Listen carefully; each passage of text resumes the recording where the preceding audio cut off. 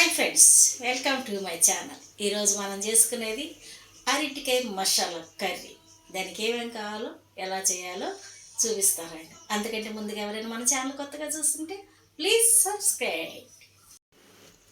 చూడండి, అరటికాయ మసాలా కర్రీకి ఒక అరటికాయ అంటే మాకు ఒక కాయ చాలు. అందుకు 2 ఉల్లిపాయలు. చూడండి, ఉల్లిపాయ సైజు కూడా చూపిస్తాను నేను మీకు. అది లేదు, పెద్ద పాయ అయితే ఒక పాయ వేసుకోండి.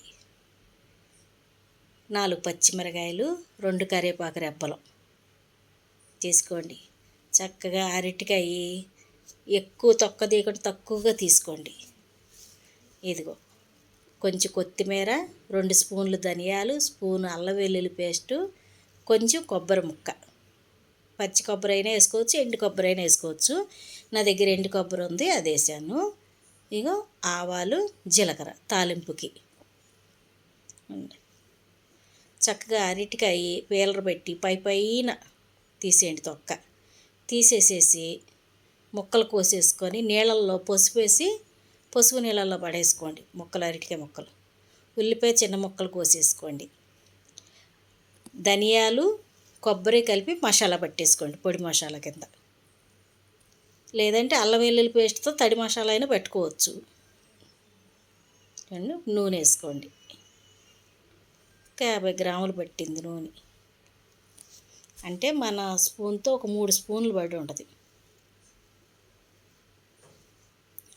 నూనె కాగనిచ్చి ఆవాలు, జీలకర్ర వేసుకుందాం. కొంచెం అది చిట్పట్ అంటున్నాగా ఉల్లిపాయ ముక్కలు పడేద్దాం. గరిటె పెట్టి తిప్పాలి కదా మరి. చూడండి, అలా కలుపుకొని ఉల్లిపాయ ముక్కలు వేసేసుకుందాం. ఉల్లిపాయ కొంచెం వేగినాక కరివేపాకు వేద్దాం, లేకపోతే చిట్మని మొహం నిండా పడద్ది. కరివేపాకు వేసుకున్న తర్వాత పచ్చిమిరకాయలు కూడా వేద్దాం, కొంచెం మగ్గనిద్దాం. పచ్చిమిరకాయలు సీలికలుగా వేసేసుకోండి. చిన్న ముక్కల కింద కోసేస్తే అరటికాయ ముక్కల్లో పచ్చిమిరకాయ ముక్క మనకు తెలియక తినేసేస్తాం, ఘాటుగా ఉంటుంది. సీలికలుగా వేసుకుంటే బాగుంటుంది. అందుకే సీలికలు చేసుకున్నాం అన్నమాట. ఉల్లిపాయ కత్తి మగ్గనియాలి. కత్తి మగ్గనిచ్చి మనం అరటికాయ వేసేసుకోవచ్చు. అరటికాయ ఎప్పుడైనా సరే మీరు కోసుకున్నప్పుడు చేతికి జిగురుగా అంటుంది కదా, అప్పుడు ఏం చేయాలంటే అరటికాయలో కొద్దిగా ఉప్పు, కొంచెం పసుపు నీళ్ళల్లో వేసి అరటికాయని కోసి పడేసి దాంట్లోనే మన చేతులు కడుక్కుంటే జిగురుగా అంటుంది మన చేతులకి. చేతులు నల్లగా కూడా అవ్వవు, బాగుంటుంది. మీరు ఎంతసేపు అయినా ఉంచుకోవచ్చు. అది అలా కోసి మనం 1 గంట సేపు అయినా అలా వదిలేసేయవచ్చు. నలుపు అనేది రాదనమాట. అరటికాయ ఒకటి బంగాళదుంప ఒకటి ఊరికే నలుపు వస్తుంది కాబట్టి పసుపు వేసి పెట్టుకుంటే నలుపు రాదు. ఇక చూడండి, నేను అరగంట పైన ఇది కోసేయి. చూడండి, నలిపే రాలేదు. పసుపు నీళ్ళల్లో పడేసా. అరటికాయ కూడా వేసేద్దాం. ఆ సైజు ముక్కలు కోసుకోవాలి. సైజు చూపిస్తాను అన్నమాట. మసాలా కర్రీ కదా, ఆ సైజు అయితేనే బాగుంటుంది. ఏ ముక్కకు ఆ ముక్క ఉంటుంది. నాన్ వెజ్ తినేవాళ్ళు అయితే చికెన్ ముక్కలాగా ఉంటుంది. వెజిటేబుల్ తినేవాళ్ళు అయితే మామూలుగా అరటికాయలాగే ఎక్కువ తింటారు కాబట్టి. ఎందుకంటే ఇది ఎండాకాలం కదా, ఎక్కువ మనం నీసు తింటే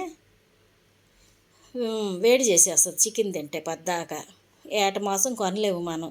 అది 900 దాకా ఉంది కేజీ. అందుకు ఇలాంటి వాటిల్లోనే మనం కొత్త ప్రయోగాలు చేసుకున్నాం అనుకో, నోటికి రుచికరంగా ఉంటుంది, బ్రహ్మాండంగా వండుకోవచ్చు. కొత్తగా ట్రై చేశాను అనమాట నేను దీన్ని. ఎలా ఉంటుందో చూద్దాం. మామూలుగా అరటికాయ పులుసు పెడతాను, టమాటా అల్లం వెల్లుల్లి పేస్ట్ వేసి ఎగురేస్తాను. ఈ కొబ్బరి ధనియాలు అనేది కొత్తగా యాడ్ చేశాను. కూర ఉందబ్బా, ఎందుకులే, సూపర్. దాని ముందు మటను చికెన్ కూడా పనికిరాదన్నమాట, అంత సూపర్గా కుదిరింది కూర. అయితే వీడియో పెడతాం లేట్ అయింది, నాకు కొద్దిగా పనులుండి పెట్టలేకపోయాను.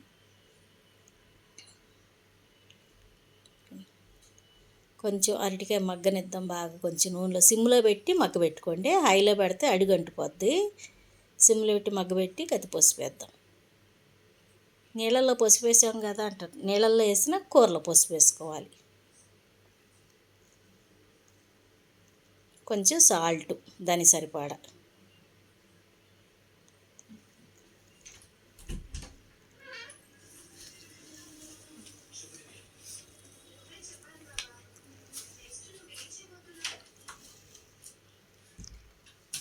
ఇప్పుడు కొంచెం కారం 1 స్పూన్. ఎందుకు లేట్ అయిందంటే ఆ డబ్బాలన్నీ రెడీగా పెట్టుకోలే నేను, అలమార్లో పెట్టొచ్చి, అందుకే అవి తీసి వేస్తాం లేట్ అవుతుంది అనమాట. ఇప్పుడు కలిపేసుకుందాం. సిమ్లో పెట్టి కలుపుకోండి, హైలో పెట్టమాకండి.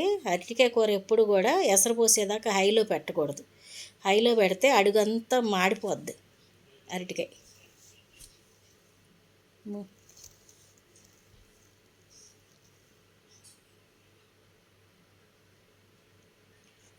మగ్గుతుంది కదా, ఇప్పుడు మనం కెమెరా కదిలిపోతుంది, డింగ్ డింగ్ డింగ్. అల్లం వెల్లుల్లి పేస్ట్ వేసేసుకుందాం. చేయి తగిలింది నాదే.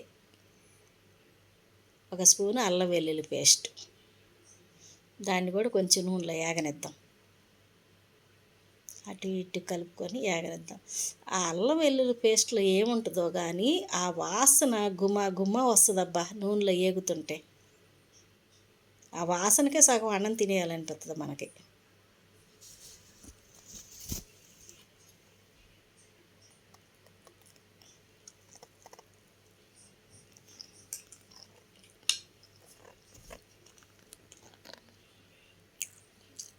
దీంట్లో 1 గ్లాస్ ఎసరు పోసుకుందాం మనం ఇప్పుడు. వండుతా మొక్కలు తినపోతే నోట్లోంచి నీళ్ళు ఊరిపోతూ ఉంటాయి. అందుకే వండేటప్పుడు 2 ముక్కలు తీసుకొని తినేస్తాం.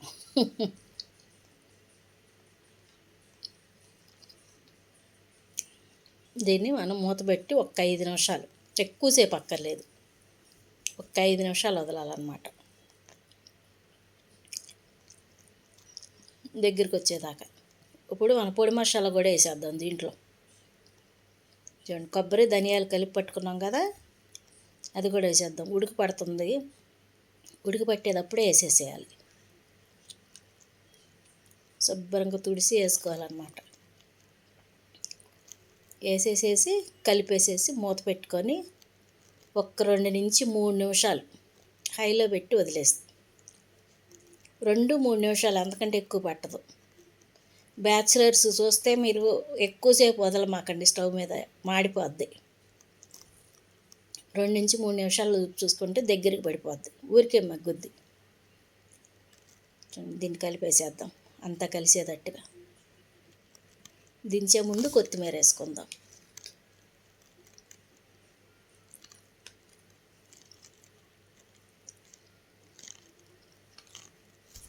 రెండు నిమిషాల దాకా అయిపోయింది, చూద్దాం తీసి. చూసారా, దగ్గరికి వచ్చేసింది. ఏ మొక్కకు ఆ మొక్క ఉందో చూసారా, అలా ఉండాలి. ఉడికిందో లేదో చూడు, నేను చూపిస్తా చూడండి. ఒక చాకు తీసుకొని దాన్ని ఊరికే మధ్యలో ఇట్టా అంటే, చాకు తిరగేసి అంటున్నాను చూడండి, కోసే పంటలో చూసారా చక్కగా ఉడికిపోయింది. ఇంకంతే, కొత్తిమీర జల్లేసుకుంటామే.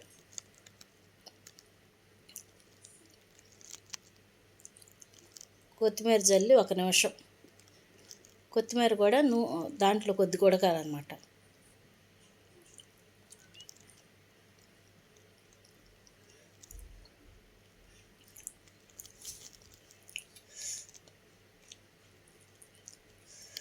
దాన్ని కూడా కొంచెం కలిపేద్దాం. కలిపేసేసి మూత పెట్టేసుకోవచ్చు. ఇంకా అయిపోయినట్టే. లేదు, 1 నిమిషం అటు ఇటు తిప్పాలి, అంతే. మూత పెట్టేసాం, అయిపోయింది. గిన్నెలో తీసుకొని చూద్దాం. చూడండి, చూసారా ఎలా ఉందో. Okay friends, thank you.